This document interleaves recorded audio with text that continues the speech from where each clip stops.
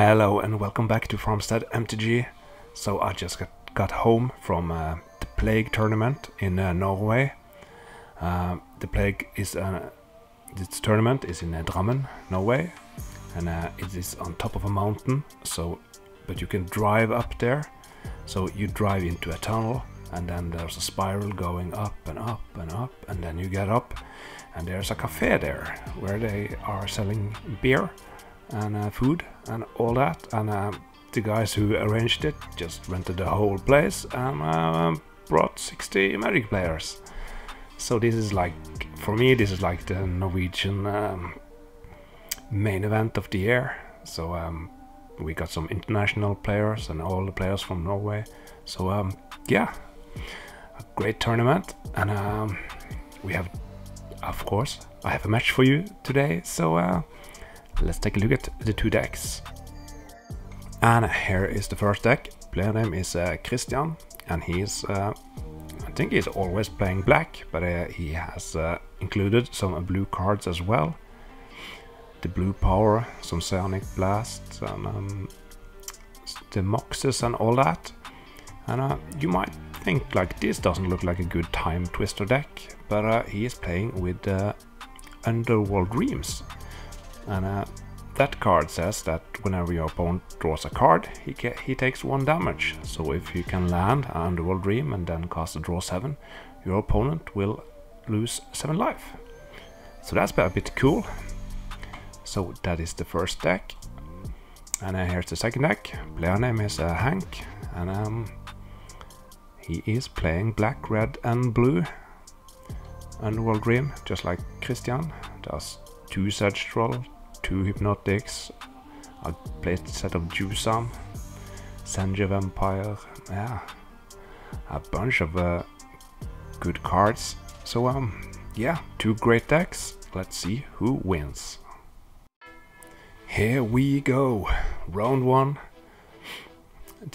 We have 2 feature tables. This table with a white playmat is filmed by Ole Rustad. And the other one, it's my camera. So here, Christian to the left and Hank to the right. Christian has a great opener with a Lan, a Soul Ring and a Time Walk. And Hank as well. Library on a draw. So that's a great opening. And Christian is missing his second Lan. There's an Altered Swamp from Hank. A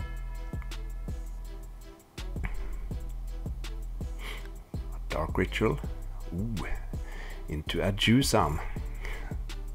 Speaking of Juzam, that Altered Soul Ring from Christian, that is pretty nice. Although it is so hard to just, when you play against that, just like you glance at the table and it looks like there's a Juzam on the table and you don't attack. I've done something like that. And here is our Demonic Tutor. So he has 1 blue open. Will he find an Ancestral?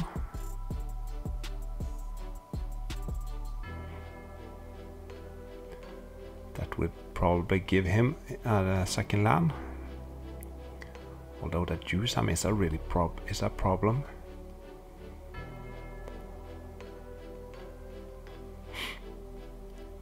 He's playing I don't remember quite, but maybe there are some Terror and some Psionic Blast. I think I saw that, but those won't help against Chaos Orb, of course. That's smart. Yeah, I think that's the only card in his deck that can deal with a 5/5. Meanwhile, Hank is using his library to great effect. Oh no! And a Shatter.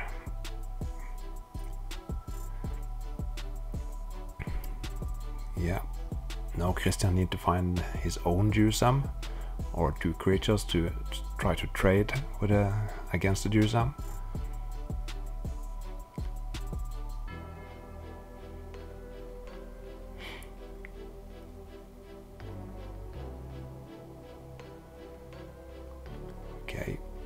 So Bolt takes care of the factory.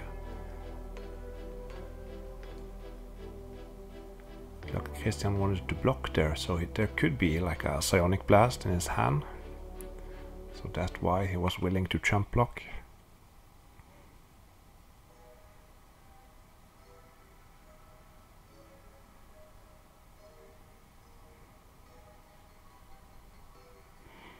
Hank just passed the turn.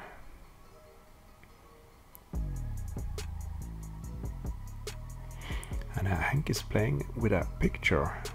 So I think there was one of the Dutch guys who were in a horrible accident on vacation in a Philippines or something. So I think they have a fundraiser for him. So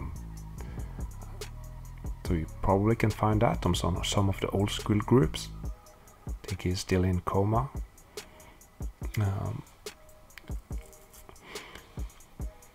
Now Christian has a Hypnotic Spectre, a 2/2 flyer, much smaller than the Juzam, which is a 5/5.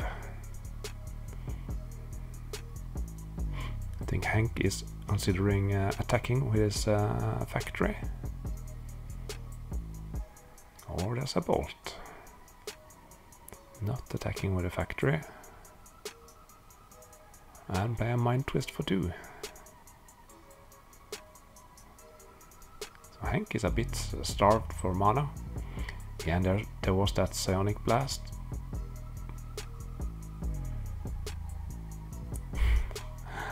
Oh, great! And now there's another Juzam. So finally Christian can halt Hank's aggression. Let's see if he just attacks or if you have any removal. Hank is really starved on land. Yeah, and this is a smart play because Christian is at 5, so he can attack with his factory as well. And a time walk. Okay, he can attack at least for 2. Christian is at 3 life.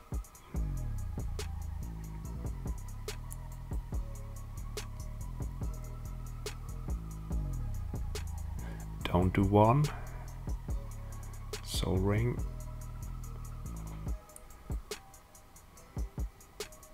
Ooh. And a Sedge Troll. Okay, so you have 2 attackers.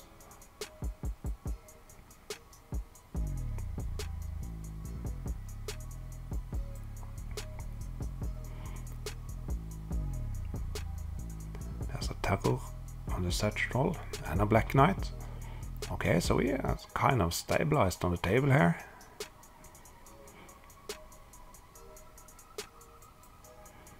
Of course, any burn top deck from Hank would end this game.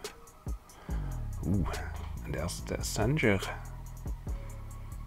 He can fly, and the Black Knight can't. The factory can't. So will the vampire finish it? Yep. And game up 1 is over.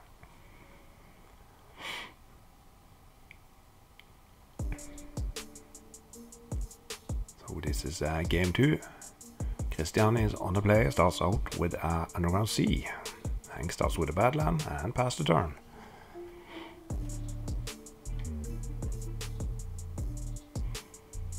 And there is the Black Knight.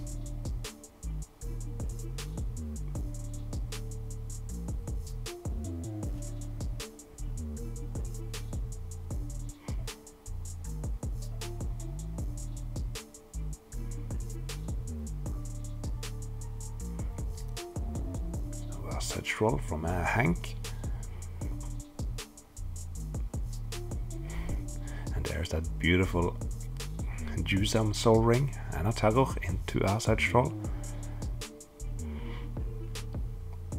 So versus Sedge Troll, the Terror really shines because they have a regeneration, but Terror says the creature can't be regenerated. And the Juzam is back on the table. Can he do like 15 damage this game also?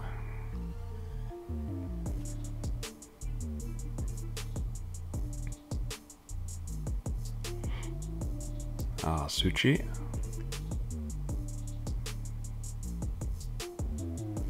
So now Christian can double block, but that's always a risky play, because if Hank have like a lightning bolt and you block with both creatures, your opponent can bolt the Black Knight, and then the Juzam kills the Suchi, and that's a, a horrible spot.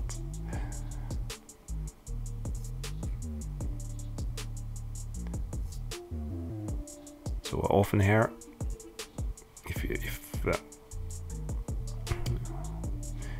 if how do I say it? If like Hank attack right away with a lot of, you feel like there's a lot of confidence. I often think like they have that lightning bolt, but here is if he's thinking for like 1 minute and then attack, I think that he don't have it. Of course, you shouldn't use that against me, because then I will do the other thing, right? But there's always something to consider when you're considering making a risky double block. And there is he again. He grabs it. He thinks. So if he do have a bolt, he is really no. He passed the turn. So there aren't a bolt.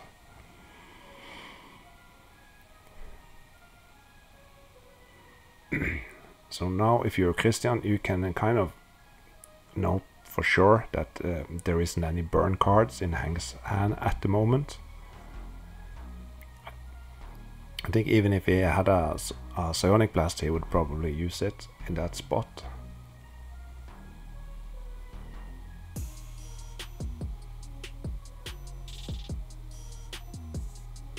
Of course, there is a factory from Christian's side also, so he could actually block with 3 creatures. So then 1 lightning bolt wouldn't do it. So that may also be something to consider. Ooh, and here's a falling star. Ooh, and a fine hit.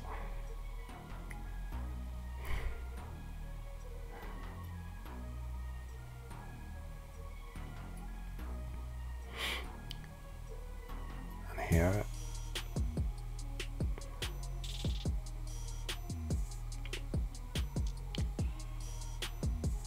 so my PC is making some noise. I hope it doesn't get through. So here is a Brain Geyser for 4/5. That can turn the table for sure.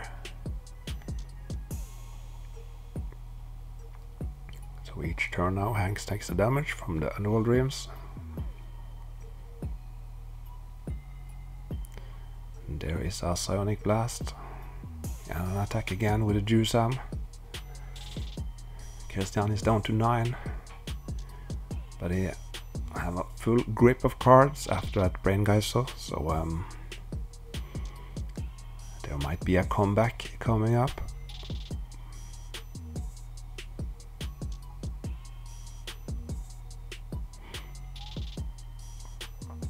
Draw for turn. Hank is down to 3 cards.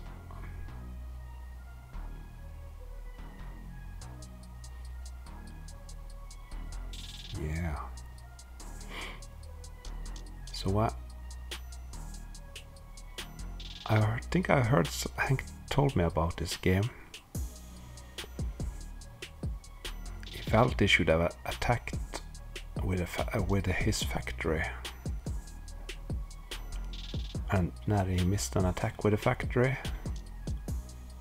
So let's see here, because there is the second Underworld Dreams. And I believe, yes, this is the Time Twister play. And Hank is responding with a lightning bolt. There it is. That puts Christian down to 5. And so now Hank will draw 7 cards and take 14 damage, but the damage goes on the stack. So if there is a lightning bolt in his hand, he can still cast that with the damage on the stack, At least that's how I believe it is. So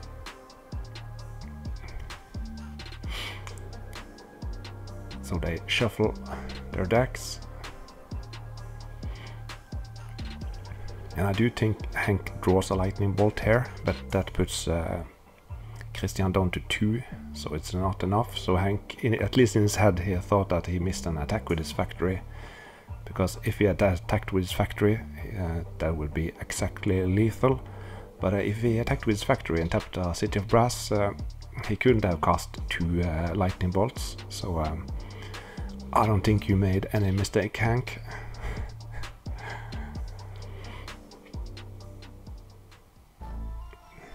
Unless there were. So this is game 3. It's 1-1. Hank is on the play and has a Library of Alexandria. And now he has 8 cards. Now he's down to 7 and 6 and 5. Ooh. Is he going off the...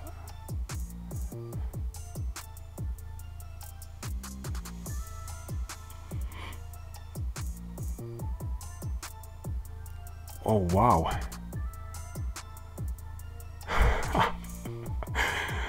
Oh shit. There's a city in a bottle. Oh. Because sometimes when you keep like a hand with the Library of Alexandria, that card is so good that the other cards can be whatever.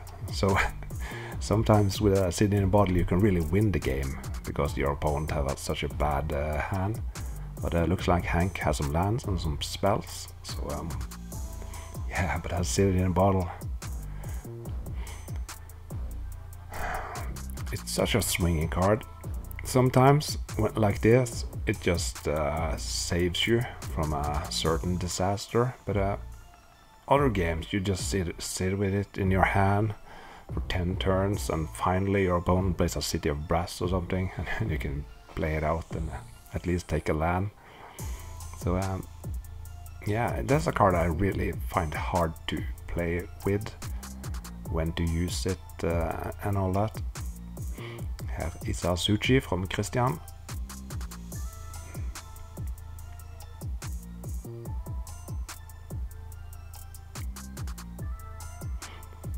Sedge Troll. It's a 3/3 now with regeneration for 1 black. So he's holding up a bad land.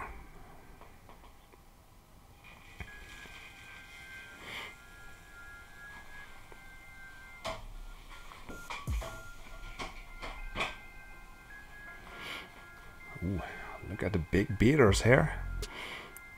The Sanger Vampire hits the table.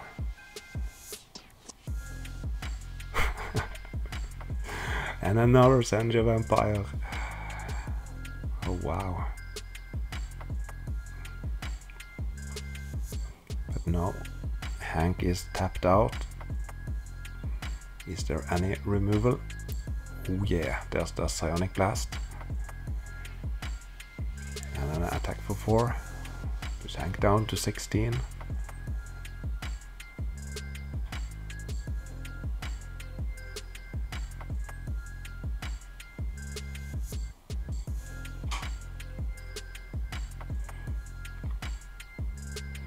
Once again, the Sanger attacks. There's a Hypnotic also. So here, I think Christian should... Oh, there is a troll. Yeah. So the Sanger takes a Juzam and can't play it because of the City in a Bottle. So City in a Bottle, the real MVP here in game 3. Hank is down to 5. There are 6 damage incoming, and then the game is over. Okay, so Christian won 2-1, and that was a great opening match. You got to see 2 Underworld Dreams and a Time Twister for 14 damage. Pretty cool. And the City in a Bottle, taking out Library. What not to like. So yeah, that was the first match from the round 1. I'll have one more round 1 also that I will post in the next video. So the plan. There's always a great plan. So the plan was to have a table 1 to be like the spice table, and have the other camera table be like the spice table. But we didn't have a great plan of how we should do that. I was playing, and the other guys who were arranging the tournament, they were also playing. So Mitja was there, and he was doing something, but he hadn't control over what everyone was playing. So yeah, so most of the tournament is like the featured table is table 1 and table 2. So of course there won't be that much spice in the later rounds. But yeah, next we could of course have just said like table 30 is the second feature table. But if you're at the last table, I don't think you wanna up and play on a feature table. You'd rather be left alone or something. So yeah, next year we'll try to figure out a smart way to have a spice and a spike table. Until then. So yeah, this was this week's video. Okay. I'll see you in the next one. Goodbye.